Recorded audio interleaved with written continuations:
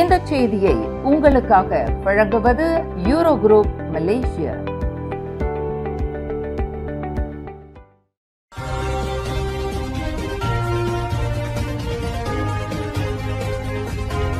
வணக்கம். திசைகளின் 5 மணி செய்திகள். நெகிரி சம்பிலான் தேர்தல் களம் விறுவிறுப்பு. புதுமண தம்பதிகள் முதல் 92 வயது மூத்த வாக்காளர் வரை வாக்குப்பதிவு. 2 மணி நிலவரப்படி 51.58% வாக்குகள் பதிவு.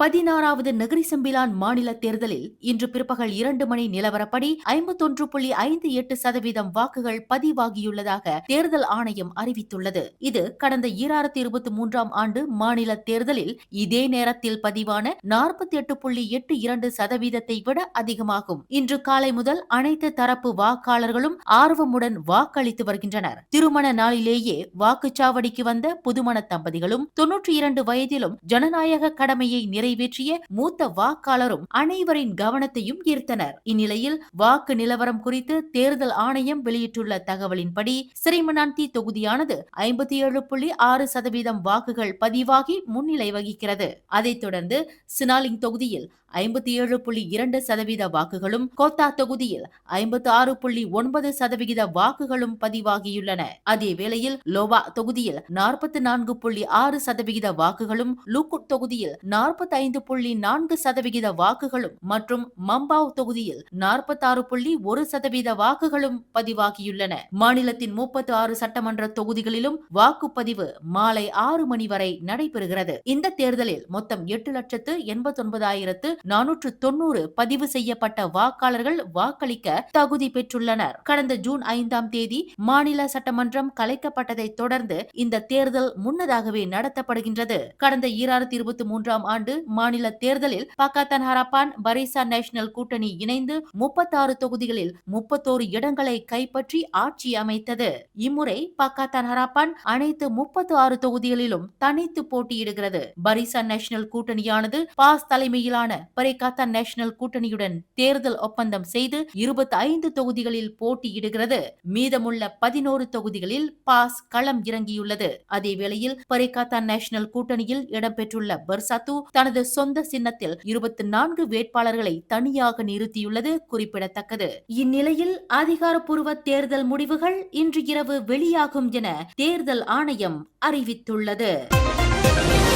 16வது நெகிரி சம்பிலான் மாநில தேர்தல் முடிவுகள் இன்றிரவு வெளியாக உள்ள நிலையில் இஸ்தானா பசார் ஸ்ரீமனாந்தி மற்றும் மாநில செயலாளர் அலுவலகமான விஸ்மா நெகிரி ஆகிய முக்கிய இடங்களில் போலீசார் பாதுகாப்பை பலப்படுத்த உள்ளனர். இதுகுறித்து தேசிய போலீஸ் படை தலைவர் தான் ஸ்ரீ கலீட் இஸ்மாயில் வெளியிட்டுள்ள தகவலில், தேர்தல் முடிவுகள் அறிவிக்கப்பட்ட பிறகு சில தரப்பினர் அதிருப்தி காரணமாக குழப்பம் ஏற்படுத்த முயற்சிக்கும் சாத்தியம் இருப்பதாக தெரிவித்துள்ளார். மேலும் ஆட்சி மாற்றம் ஏற்பட்டாலோ அல்லது ஒரு கட்சி வெற்றி தோல்வி அடைந்தாலோ சிலர் மற்றவர்களை தூண்டிவிட முயற்சிக்கலாம் என்றும் அவர் குறிப்பிட்டுள்ளார். கவலை அளிக்கும் இந்த விவகாரம் காரணமாக விஸ்மா நகரி மற்றும் இஸ்தானா பசார் ஸ்ரீமனாந்தி உள்ளிட்ட முக்கிய இடங்களில் பாதுகாப்பு பலப்படுத்தப்படுவதாகவும் அவர் விளக்கம் அளித்துள்ளார். மேலும் அனைத்து அரசியல் கட்சிகளின் ஆதரவாளர்களும் ஒழுக்கத்தை கடைபிடித்து போலீஸ் அதிகாரிகளின் அறிவுறுத்தல்களுக்கு முழுமையாக ஒத்துழைத்து பொதுமக்களின் பாதுகாப்பை உறுதிப்படுத்த உதவ வேண்டும் என்றும் தான் ஸ்ரீ கலீட் இஸ்மாயில் கேட்டுக் கொண்டுள்ளார். நெகிரி சம்பிலான் மாநிலத்தின் நீதி மற்றும் மரபு தலைவர்கள் பேரவையான டிகேயு துவன்கு மூரிஸ் துவன்கு முனாவிரை யங்டி பர்துவான் பசார் பதவியில் இருந்து நீக்கியதாக அறிவித்த 4 உண்டாங்களில் 3 அப்போது சட்டப்பூர்வமான உண்டாங்களாக இல்லை என்று அறிவித்துள்ளது. இதுகுறித்து டிகேயு இன்று வெளியிட்டுள்ள அறிக்கையின்படி மாரோஃப் ரஷாட் கடந்த 2023ஆம் ஆண்டு மே 31ஆம் தேதி முதல் அடாட் விதி மீறல்களால் ஜுலுபு உண்டாங் பதவியில் இருந்து நீக்கப்பட்டவர் என தெரிவிக்கப்பட்டுள்ளது. அதேவேளையில் முபாரா டோஹா கடந்த 2026ஆம் ஆண்டு ஏப்ரல் 17ஆம் தேதி சுங்கை உஜோங் உண்டாங் பதவியில் இருந்து நீக்கப்பட்டதாகவும், அப்துல் ரஹீம் யாசின் ரம்பா உண்டாங் பதவிக்கு அடாட் மரபுப்படி முறையாக நியமிக்கப்படாததால் அவர் அந்த பதவியை சட்டப்பூர்வமாக ஒருபோதும் வகிக்கவில்லை என்றும் டிகேயு தெரிவித்துள்ளது. இதன் காரணமாக காரணமாக கடந்த ஏப்ரல் 19ஆம் தேதி துவான்கு மூரிஸை பதவியில் இருந்து நீக்கியதாக வெளியிடப்பட்ட அறிவிப்பு மாநில அரசியல் அமைப்பின் பிரிவு 10க்கு முரணானது என்பதால் அது செல்லுபடியாகாது என்றும் மேற்கண்ட மூவருக்கும் அந்த அரசியலமைப்பு பிரிவின் கீழ் எந்த அதிகாரத்தையும் பயன்படுத்த சட்டப்பூர்வ உரிமை இல்லை என்றும் DKU வலியுறுத்தியுள்ளது. மேலும் ஃபரிஸ் ஜோஹாரி மற்றும் ஹசான் அப்துல் ஹமீட் ஆகியோரின் சுங்கை உஜோங் மற்றும் ரம்பாவ் உண்டாங் நியமனங்கள் கடந்த ஜூன் 27ஆம் தேதி அடாட் மரபுப்படி முறையாக மேற்கொள்ளப்பட்டவை என DKU உறுதிப்படுத்தியுள்ளது. அதேவேளையில் சுங்கை உஜோங் ஷாபண்டார் பதவியில் இருந்த படருடின் அப்துல் கலீட் கடந்த ஜூலை 30ஆம் தேதி முதல் பதவியில் இருந்து நீக்கப்பட்டதால் அந்த ஷாபண்டார் பதவி தற்போது காலியாக இருப்பதாகவும் புதிய ஷாபண்டாரை நியமிக்கும் நடைமுறை இன்னும் நிறைவடையவில்லை என்றும் தெரிவிக்கப்பட்டுள்ளது. மகாத்மா காந்தியின் பேரனும் வரலாற்று ஆய்வாளருமான ராஜ்மோகன் காந்தியுடன் தாம் தொலைபேசியில் உரையாடியதாக பிரதமர் டத்தோஸ்ரீ அன்வார் இப்ராஹிம் தெரிவித்துள்ளார். கடந்த 2012ஆம் ஆண்டு மும்பையில் நடைபெற்ற ஆசிய ஜனநாயக மாநாட்டில் ராஜ்மோகன் காந்தியை சந்தித்த நினைவுகளை இருவரும் பகிர்ந்து கொண்டதாகவும் அன்வார் தமது இன்ஸ்டாகிராம் பதிவில் குறிப்பிட்டுள்ளார். அப்போது மலேசியா இந்தியா இடையேயான வரலாற்று உறவுகளை வலுப்படுத்துவது, கல்வி மற்றும் அறிவுசார் ஒத்துழைப்பு, நாகரிகங்களுக்கிடையேயான உரையாடலை மேம்படுத்துவது உள்ளிட்ட பல்வேறு விஷயங்கள் குறித்து அவருடன் கருத்துக்களை பரிமாறிக்கொண்டதாகவும் அன்வார் தெரிவித்துள்ளார். இந்நிலையில் அடுத்த ஆண்டு முதல் காலாண்டில் மலேசியாவுக்கு வருமாறு ராஜ்மோகன் காந்திக்கு அழைப்பு விடுத்துள்ளதாகவும் ஜனநாயகம், அமைதி, நல்லிணக்கம் மற்றும் தலைமைத்துவம் போன்ற தலைப்புகளில் விஞ்ஞானிகள், மாணவர்கள் மற்றும் சமூக தலைவர்களுடன் உரையாற்றி கருத்துக்களை பகிர்ந்து கொள்ளுமாறு கேட்டுக்கொண்டதாகவும் அன்வார் விவரித்துள்ளார். அதேவேளையில் இரு நாடுகளுக்கிடையேயான நீண்டகால நட்புறவு மேலும் வலுப்பெற வேண்டும் என்ற நம்பிக்கையையும் அவர் தனது பதிவில் வெளிப்படுத்தியுள்ளார்.